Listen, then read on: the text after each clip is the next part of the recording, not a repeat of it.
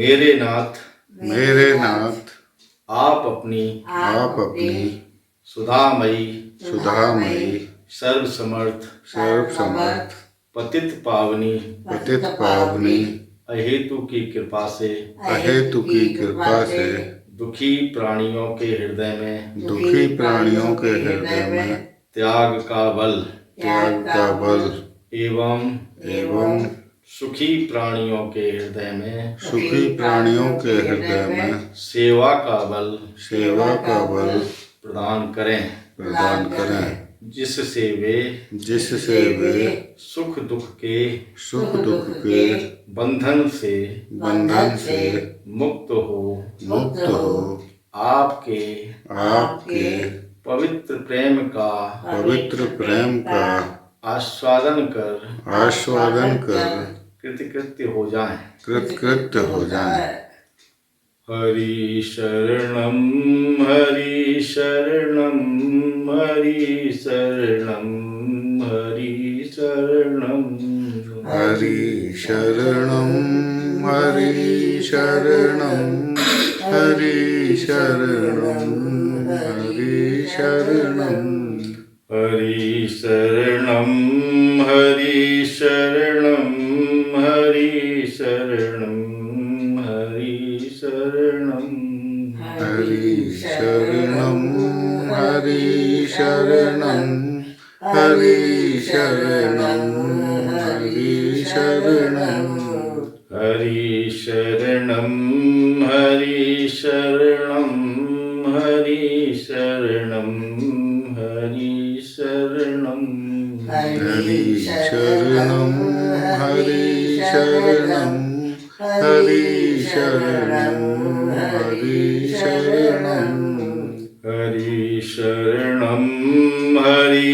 शरणम हरि शरणम हरि शरणम हरि शरणं हरि शरणं हरि शरणं हरि शरणं हरि शरणम हरि शरणम हरि शरणम हरि शरणम हरि शरणं हरि शरणं हरि शरणं हरि शरणं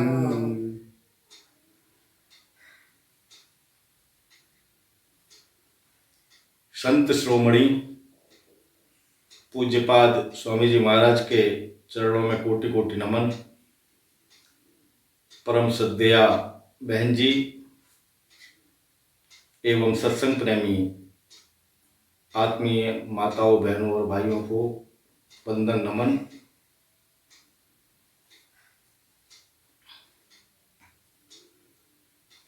सृष्टि का निर्माण परमात्मा ने मानव के लिए किया है और मानव का निर्माण परमात्मा ने अपने में से अपने लिए किया है, क्योंकि संसार में कोई ऐसा प्राणी नहीं है मानव को छोड़कर कि जो परमात्मा के साथ प्रेम का आदान प्रदान कर सके।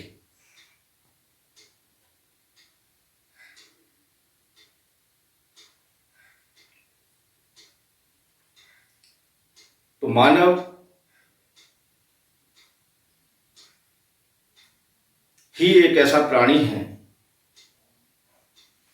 जो परमात्मा से प्रेम कर सकता है।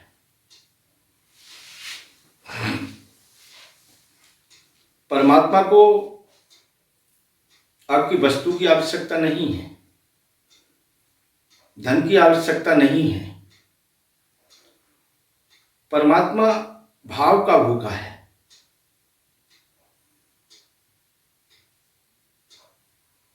धन के आधार पर, वस्तुओं के आधार पर हम चाहें कि परमात्मा से संबंध जुड़ जाए, वह जुड़ नहीं सकता। और परमात्मा ने अपनी विभूति देकर मानव को इस संसार में भेजा है, जो कि निश्चिंतता, निर्भयता और प्रियता।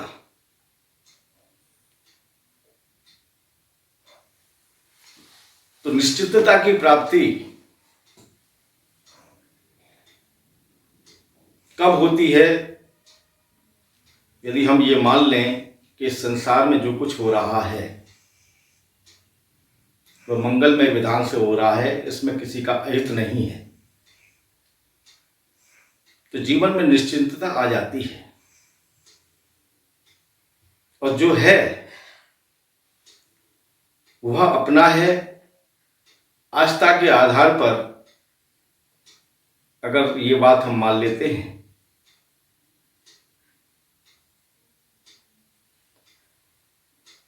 तो प्रियता आ जाती है।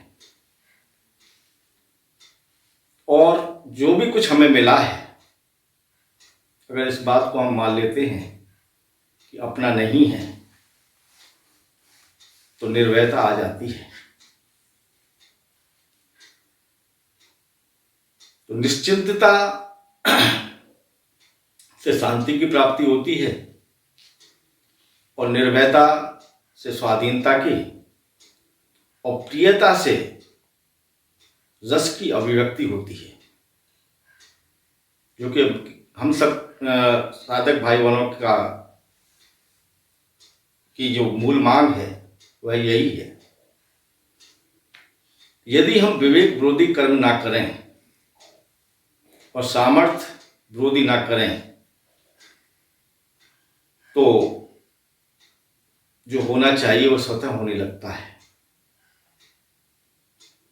इससे हमें शांति और स्वाधीनता की प्राप्ति होती है। और स्वाधीनता में भी अगर रमण ना करें तो हमें प्रेम की प्राप्ति होती है।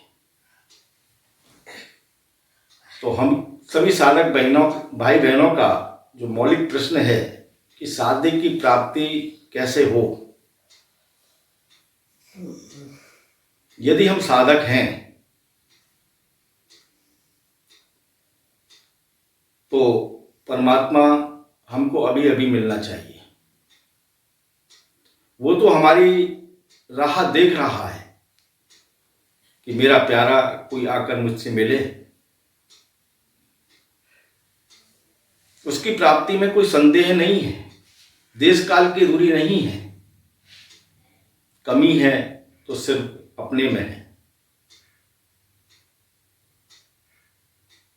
अपने पर हमने विचार करके नहीं देखा कि हमारी श्रद्धा आस्था कितनी परमात्मा में है। हम तो ये चाहते हैं कि संसार भी बना रहे और परमात्मा भी मिल जाए। तो ये बात कभी संभव नहीं हो सकती।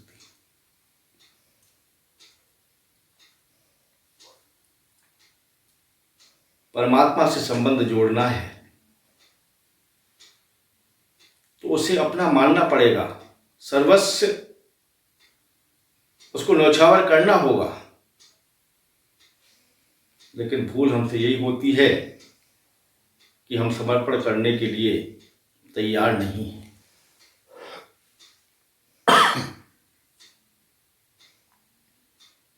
एक प्रसंग तिब्बत का आता है कि तिब्बत के कुछ लोग आध्यात्मिक यात्रा के लिए निकले और एक संत के आश्रम में रुकने का उनको मौका मिला। संत से सच चर्चा हुई, वो लोग बड़े प्रभावित हुए और उन्होंने तिब्बत में एक मठ बनाने का विचार संत के सामने व्यक्त किया और उन्होंने मठ को बनाने की अनुमति भी दे दी। और जब मठ बनके तैयार हो गया तो उन लोगों ने संत से कहा कि महाराज, कोई योग्य सन्यासी मठ को चलाने के लिए आप भेजिए।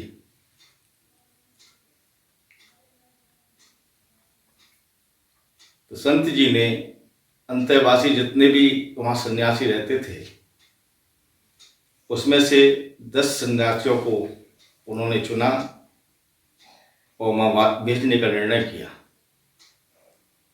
जब उनको पता लगा कि हमने तो एक सन्यासी के लिए कहा था और महात्मा जी 10 सन्यासियों को भेज रहे हैं, तो उन्होंने कहा कि भाई इसका जवाब मैं बाद में दूंगा, अभी यहाँ से 10 लोग जा रहे हैं। और तो वो लोग वहाँ से प्रस्थान करे तो पहला जो नगर आया वहाँ वो रुके। तो वहाँ का एक साहूकार था,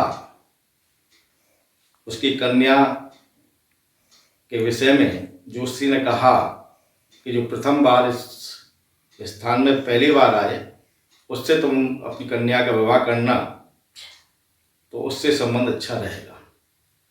तो ये सन्यासी लोग वहाँ गए, उन्होंने प्रस्ताव रखा। तो उन 10 सन्यासियों में से एक सन्यासी ने कहा कि भाई अब मेरा तो विचार अब बदल गया है, मैं अब इनकी कन्या से शादी करके मैं गृहस्थ धर्म निभाऊंगा, तो मैं तो अब नहीं जा पाऊंगा। उन्होंने वहाँ शादी कर ली और आगे बढ़े। दूसरे गांव में पहुंचे तो वहाँ के जो राजा थे उनके पुरोहित का देहांत हो गया था। तो उन्होंने कहा कि भाई हमें यहाँ एक पुरोहित चाहिए। तो उनमें से एक वहाँ उलझ गए और आगे चले तो वहाँ अब 2 रह गए। ऐसी बीच बीच में जाते जाते सब तितर बितर हो गए, अब 2 रह गए।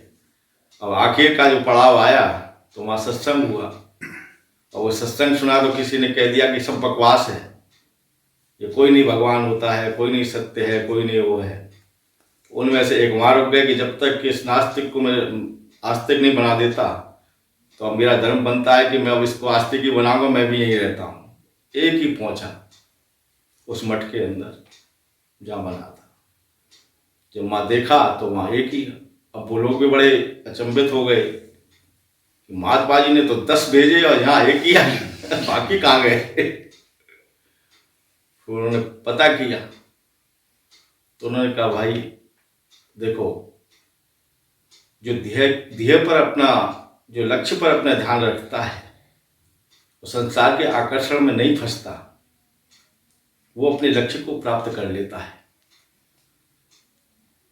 वो अपने साध्य को प्राप्त कर लेता है। तो उन्होंने अपने लक्ष्य को पा लिया क्योंकि वो उस आकर्षण में, संसार के आकर्षण में नहीं फंसे। उनकी कोई कामनाएं नहीं थी। जब तक कामना रहती है तब तक परमात्मा से दूरी बनी रहती है। परमात्मा को हम पा नहीं सकते। कामना छूटी और परमात्मा से संबंध जुड़ा। कामनाओं को लेकर के अगर परमात्मा से हम संबंध रखेंगे तो परमात्मा में ध्यान कभी लगेगा कभी हटेगा।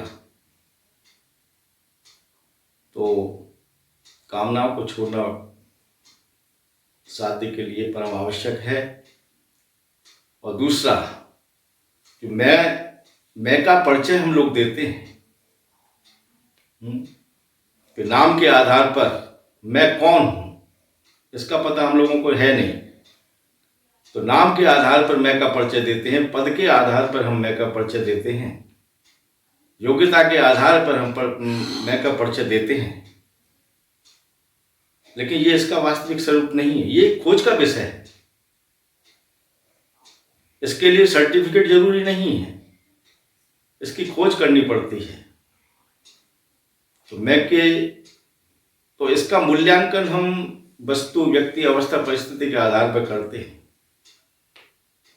क्योंकि मैं की खोज स्वयं के द्वारा होती है। जब तक हम स्वयं के द्वारा इसकी खोज नहीं करेंगे तो बाहरी द्वारा इसका कोई प्रश्न हल नहीं हो सकता।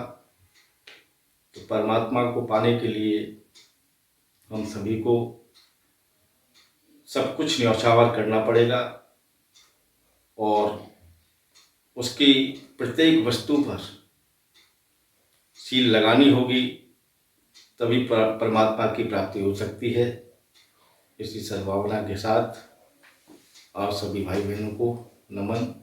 हरि शरणम।